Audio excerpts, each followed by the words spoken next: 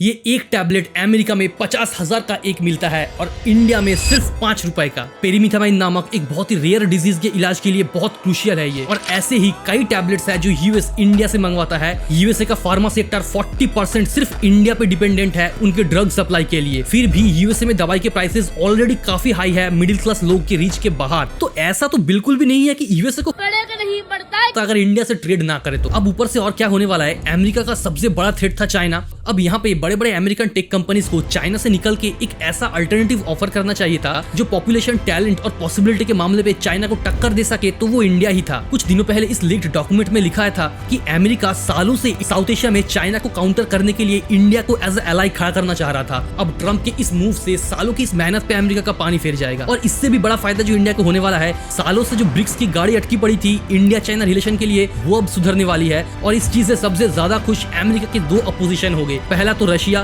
जो सालों से चाह रहा था कि इंडिया चाइना रिलेशन में सुधार आए, और दूसरा चाइना खुद इंडिया पे टैरिफ लगा के ब्रिक्स नेशंस को और करीब आने के लिए मजबूर कर रहा है। और बात यहाँ पे सिर्फ 50% टैरिफ की नहीं है। अगर चाहता तो 50% टैरिफ बोल सकता था, लेकिन बोला कि 25 टैरिफ और 25 पेनल्टी, यानी कि यूएस इंडिया को पनिश कर रहा है, ये दिखाने के लिए कि उसका डोमिनेंस कितना है, वो कितना पावरफुल कंट्री है। और ये सबसे बुरी बात है। लेकिन इंडिया इससे डरा नहीं। टैरिफ लगाने के अगले ही दिन अजीत डोभाल को रशिया भेजते हैं और पीएम का ये ट्वीट सामने आता है कि इंडिया फर्दर रशिया के साथ अपना फ्रेंडशिप और स्ट्रॉन्ग करना चाहता है, और इवन पुतिन को हम इंडिया में भी बुला रहे हैं। फाइनली दो डेड इकोनॉमी इंडिया और रशिया चाइना के साथ डायरेक्टली इंटरलिंक्ड होने वाला है। अब देखना ये होगा कि इस टैरिफ वॉर से अमेरिका को ज्यादा नुकसान होता है कि इंडिया को ज्यादा फायदा। जय हिंद।